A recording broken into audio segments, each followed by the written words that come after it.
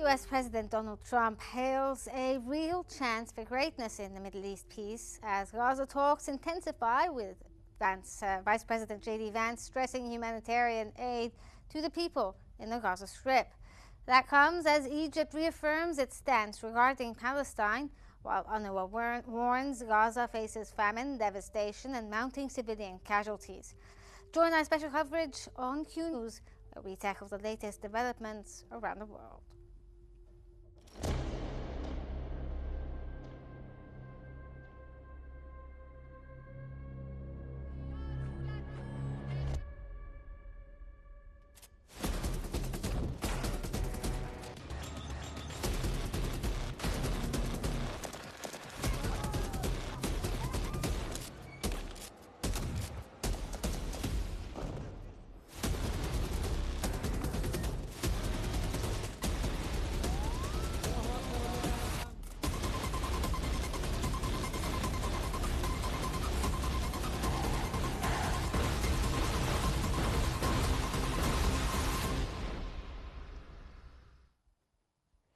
U.S. President Donald Trump has said there is a real chance for greatness in the Middle East, hinting at progress towards ending the Gaza war without giving details or timeline. Writing on Truth Social, he claimed all parties are engaged in something special and vowed success. That comes as Trump is set to meet Israeli Prime Minister Benjamin Netanyahu at the White House tomorrow to seek a deal framework.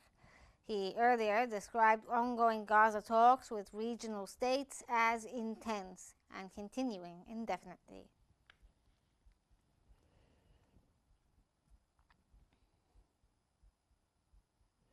U.S. Vice President J.D. Vance has said that complex talks on Gaza have been underway for 2 days with Israeli participation. Speaking for Fox News, J.D. Vance emphasized Washington's determination to ensure humanitarian aid reaches the innocent civilians in the besieged Gaza Strip. U.S. Vice President described U.S. President Donald Trump's optimism about the negotiations was justified, while underlying America's broader goals, which is preventing Hamas from posing any threat to Israel. The remarks highlight Washington's balancing act between humanitarian concerns and security imperatives as diplomatic efforts continue.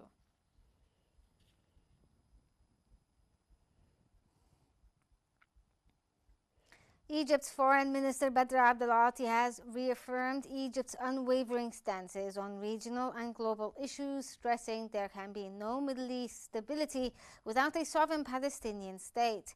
Addressing the UN General Assembly, he rejected any forced displacement of Palestinians, warned of looming regional collapse under Israeli aggression, and urged greater humanitarian aid for Gaza.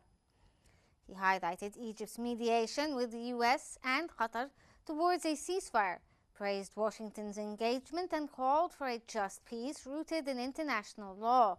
Abdulati underscored Egypt's role in Yemen, Libya, Sudan, and Somalia, defended refugee rights, and warned Ethiopia that Egypt will safeguard its Nile rights through legal means if necessary.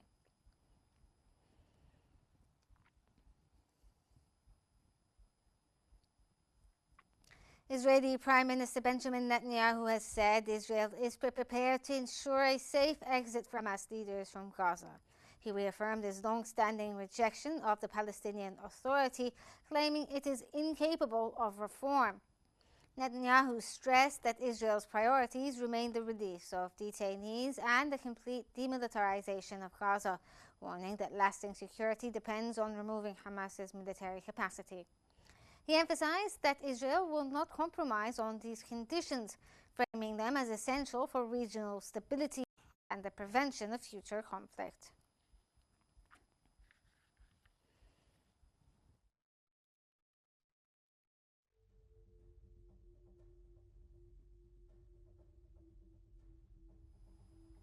For further analysis, we're now joined from Cairo by Al-Ahram Weekly Managing Editor Khalid Dawood. Thank you, sir, for joining us. Thank you, Rihan, for having me. Firstly, let's start off by asking, how do you view Trump's announcement about an important and major development soon to occur in the Middle East? Well, I think it's a reflection of the events that we've seen at the General Assembly over the past week on the state of isolation that Israel is clearly suffering, with more and more countries recognizing the independence of the Palestinian state. But at the same time, we always have to take any announcements made by President Trump with a little bit of suspicion, considering his record over the past 8 months in dealing with the ongoing war between Israel and Hamas, and the fact that he has repeatedly announced in the past that we are very close to a deal, that there will be a deal within 2 weeks, that we are very, soon going to hear some good news. But at the end of the day, I mean, it's always the Israeli Prime Minister Benjamin Netanyahu, definitely in coordination with the U.S. administration, that delays or rejects any effort to stop the war in Gaza and insists on carrying out the extremist plan he's been conducting with his government against the Palestinian people, and working hard not just to defeat Hamas, but to force the Palestinians to evict their homeland and to liquidate the Palestinian cause. So maybe a lot of people would think that something new might come up, but the first indications of the plan that's been leaked, the so-called 21-point plan, is rather complicated and lacking a lot of details that the Palestinians and the Arab side are looking for, and that's why there are a lot of doubts and fears about this plan, and whether it would only aim at releasing the Israeli hostages held by Hamas, or that it would pave the way for resuming negotiations and allowing Palestinians to rule themselves. That's all to be seen, perhaps after the meeting tomorrow between Trump and the Israeli Prime Minister Benjamin Netanyahu. Well, as you said, sir, that obviously the Israelis, their intent is quite different. They don't want this to end, and they want to annex the West Bank and so forth. But do you believe that maybe the Arab influence could somehow help us reach or approach the official announcement of an end of the war in the Gaza Strip, especially given that Trump's rhetoric now has slightly changed, where he said he won't allow Israel to annex the West Bank, for instance? Well, I mean, again, even some top U.S. officials have said that the meeting that was held between President Trump and leaders of a number of Arab and Muslim countries, led by Turkey, Qatar, Jordan, Pakistan, and the presence of the Egyptian Prime Minister, along with foreign ministers of Saudi Arabia and other countries, that this meeting that was held almost a week ago has relatively changed the stance of the U.S. president and the positions that he's adopting. But again, to be honest, Riham, this current U.S. administration has tolerated, practically speaking, the killing and the crimes that are being committed against the Palestinian people, at least since the collapse of the fire, which Mr. Trump himself has negotiated and approved upon entering the White House.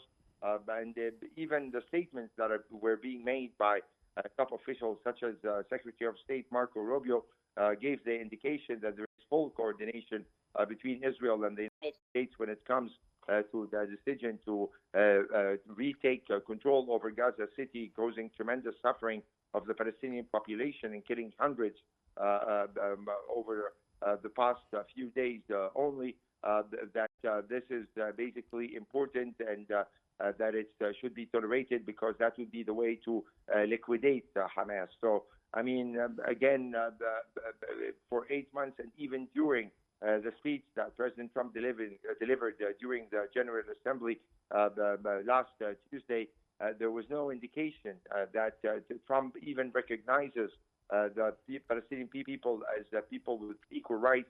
He didn't mention a single word about the Palestinian right to self-determination, the right to live in dignity, the right to have a two states. And let's not forget that the U.S. administration has been very vocal in criticizing Britain, Canada, France, and Australia, all the countries that have decided to recognize the Palestinian state. Mr. Trump has even gone as far as banning Palestinian President Mahmoud Abbas from entering New York to deliver his speech.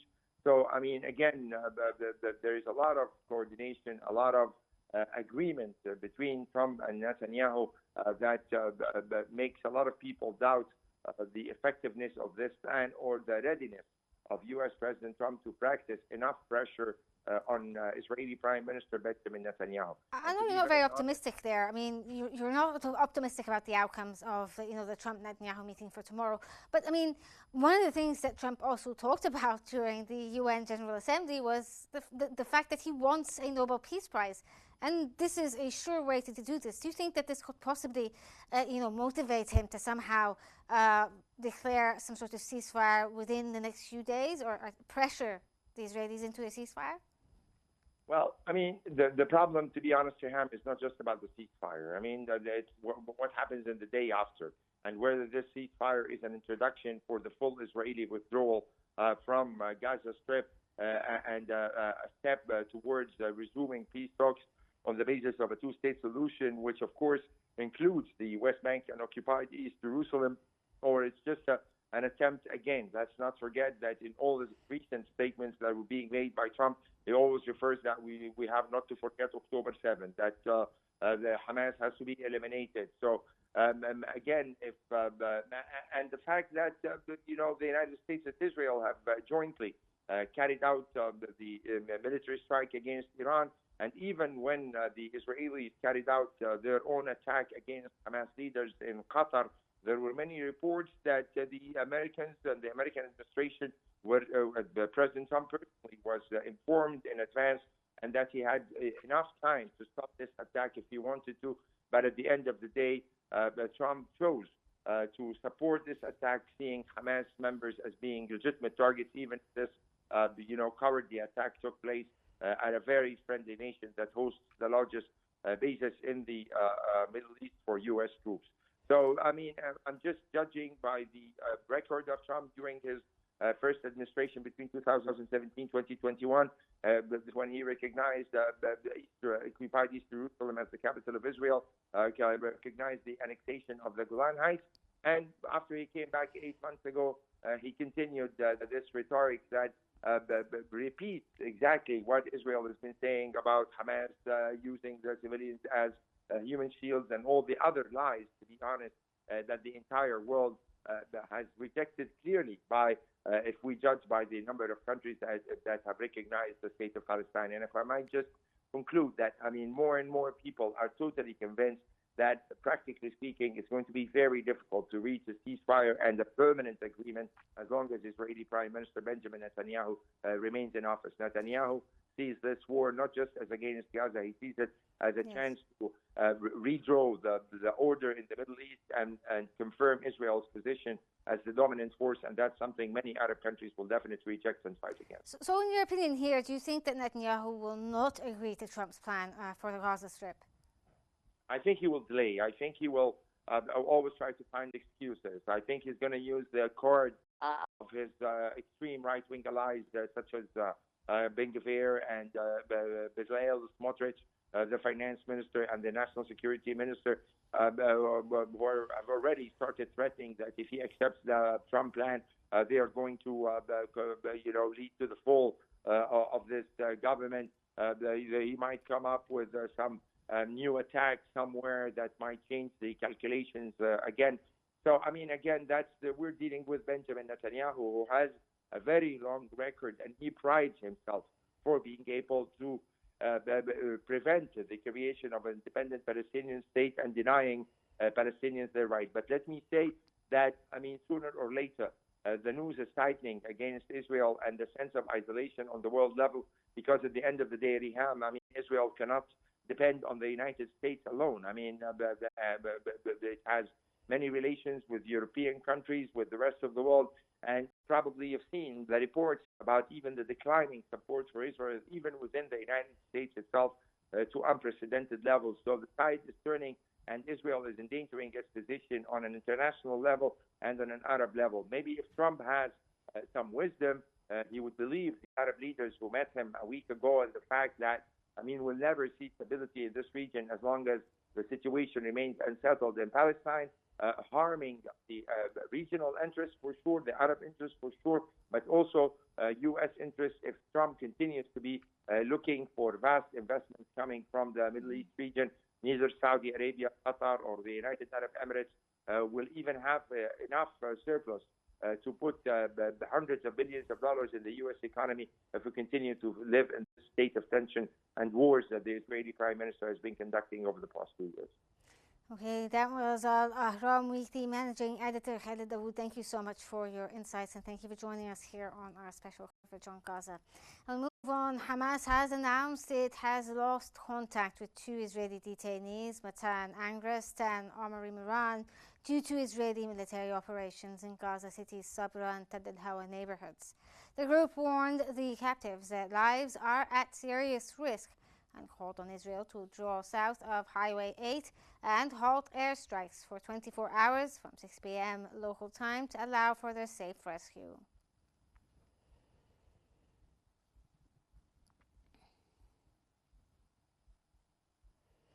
Israel's Knesset has given preliminary approval to a bill that would mandate the death penalty for those convicted of murder classified as acts of terror. The bill, backed by National Security Minister Itamar Ben-Gvir, targets individuals convicted of killings motivated by racism or hostility towards the public and committed with the intent to harm the State of Israel or its people. The Palestinian Prisoner Society condemned the move, accusing Israel of trying to legitimize long-standing violations against Palestinian detainees. The group said the bill floats international law, which broadly prohibits the death penalty and shows Israel continues to act with impunity and without accountability.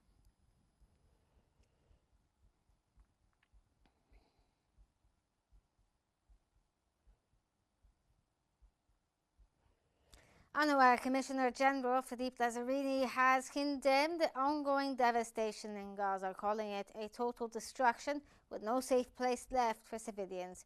Lazzarini described the enclave as an overcrowded open prison or concentration camp as famine grips the north and mass displacement continues. He warned that over 65,000 people, mostly civilians including women and children, have been killed over the last 20 months, with hospitals, schools and water sources targeted. Addressing the broader political context, Lazzarini welcomed the growing number of countries recognizing the State of Palestine, calling it a milestone amid the collapse of the peace process. He urged urgent, genuine international commitment to prevent the two-state solution from becoming impossible.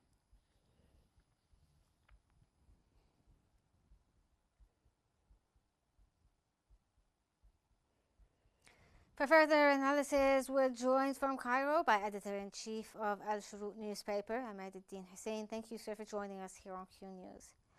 Firstly, sir, let's start off by asking, how do you view the role Egypt is playing in promoting peace in the region so far?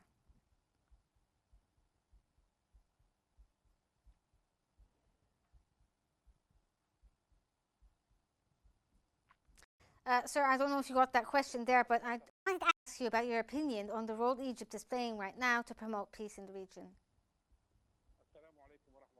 Hello. Uh, Egypt's role is very vital, important. Egypt has been the Arab country that's been putting efforts the most. It went to war with Israel in so many dates, and it has been uh, putting efforts when it comes to the Palestinian cause. It has the most political effort up till now to help the Palestinians and to send the humanitarian aid ever since the aggression has started around 2 years ago. And so Egypt's role is very vital, and I think that it comes second when it comes to failing Israel's operations. So is it possible that a ceasefire in Gaza could be announced within the next few hours, in your opinion?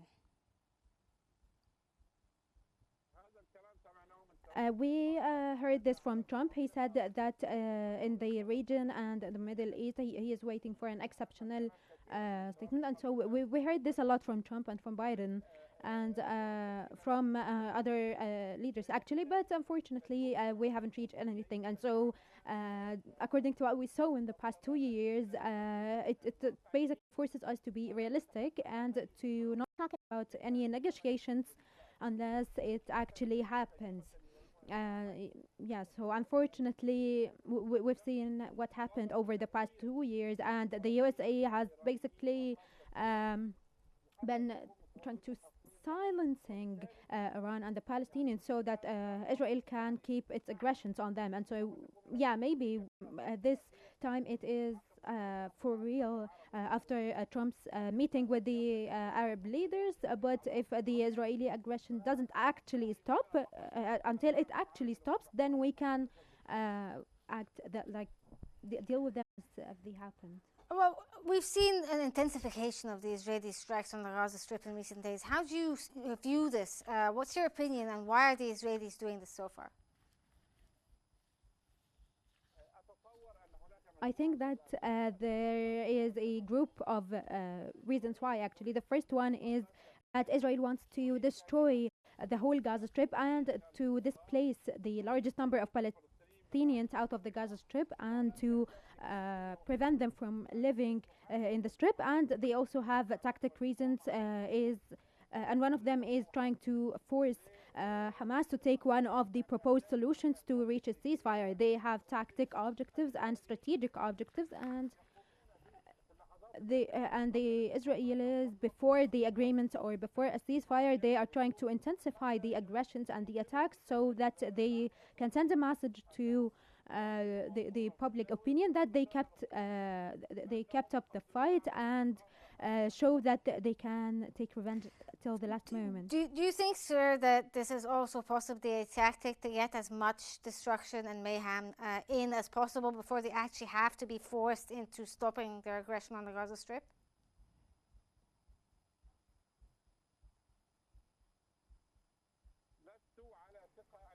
Yeah, we're not sure that Israel will accept a ceasefire easily. They will try to uh, to uh, to, to reach the largest number possible of compromises. And so when we've heard a lot what they said, that they have conditions to accept USA's proposals for a ceasefire, and so they do this a lot. It's very well known, and so they are waiting for what the other side will say, and then they try to propose solutions from their side. And as we know, they agreed to an Egyptian proposal before, and from the USA to reach a ceasefire, thinking that Hamas will refuse a ceasefire, but actually Hamas accepted, and then so Israel went back to and did it in a very Bush way, and they kept on the war. And so their tactics, the Israeli tactics are basically being disrespectful and not complying with the international law. We know that they accepted a ceasefire with Hezbollah in Lebanon last year, and then they went back to their aggressions up till now. Well, sir, given now that the tides are sort of turning, could international pressure be enough on Netanyahu to somehow end the war on Gaza very soon? In the past few days, there have been real international pressures. Maybe the only real ones from the start of the aggression, and we had a wave of recognition statements of a Palestinian statehood, and we also saw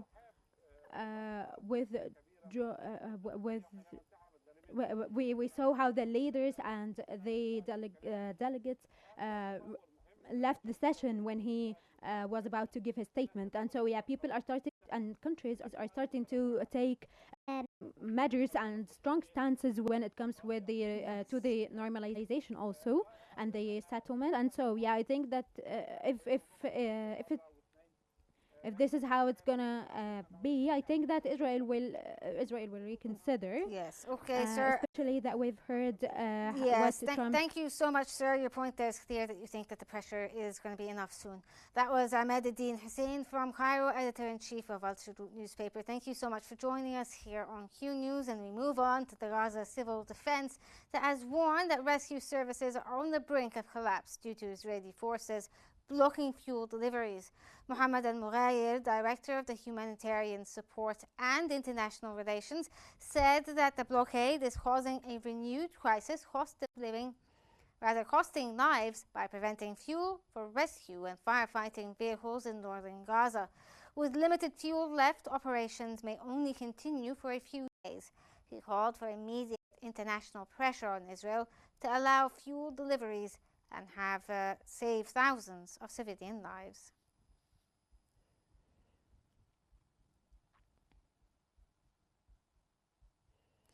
The director of Al-Shifa Hospital, Dr. Mohammed Abu Salmiya, said that the medical team is determined to keep the facility running despite Israeli tanks surrounding the area and the relentless shelling.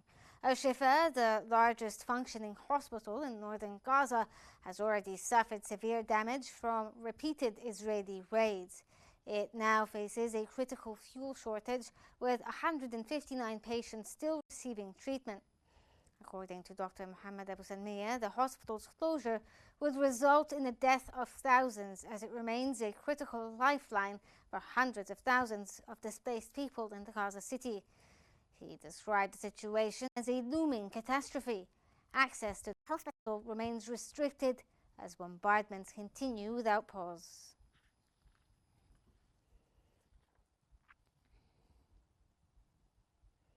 At least 40 Palestinians were killed today by Israeli airstrikes, artillery shelling, and gunfire across the Gaza Strip. Many of the victims were reported to be civilians seeking aid. Earlier in the day, families laid their loved ones to rest outside Al-Awda Hospital in Nusayrat following overnight strikes. In total, at least 21 people were already confirmed dead in separate attacks, including 5 in Gaza's Al-Nasser area and 16 more in central Gaza. The Israeli military said it struck 140 targets over 24 hours. Meanwhile, Israeli tanks pushed deeper into Gaza City's residential areas as health officials warned they could no longer respond to dozens of urgent calls.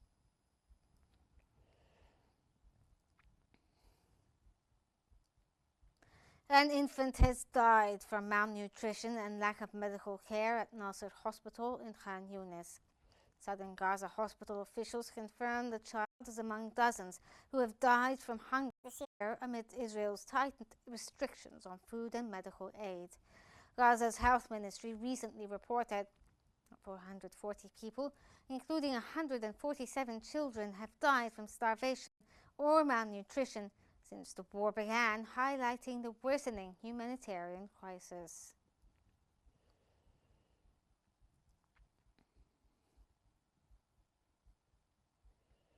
Tents now line the seafront in central Gaza as displaced Palestinians escape an intensified Israeli assault on Gaza City. Families were seen walking on foot, carrying belongings in search of shelter after failing to find safety in the south. Meanwhile, the UN World Food Programme estimates 350,000 to 400,000 people have been forced out of the city in recent weeks, though hundreds of thousands remain. Famine has reportedly set in, and human rights experts accuse Israel of genocide, an allegation Israel denies, insisting its actions are in self-defense.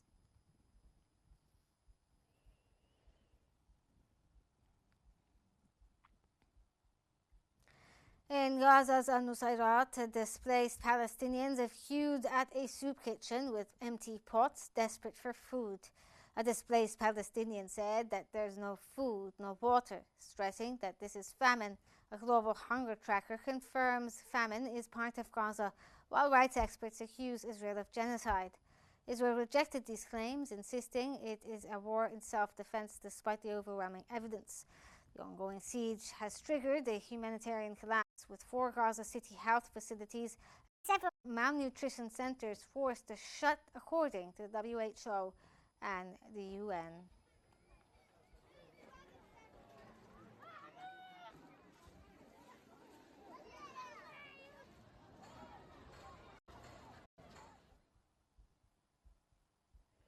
Egypt has dispatched its 43rd aid convoy under the Provision of Honor from Egypt to Gaza initiative from Rafah to Gaza via Kerem Abu Salim border crossing.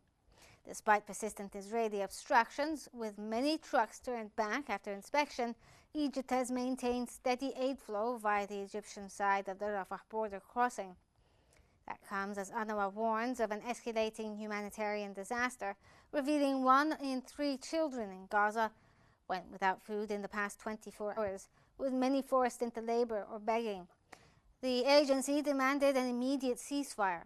Meanwhile, the Egyptian Red Crescent, backed by 35,000 volunteers, has coordinated over 500,000 tons of aid since the crisis began. Egypt continues delivering humanitarian aid to Gaza, with trucks carrying thousands of tons of food, medicine, blankets, and water.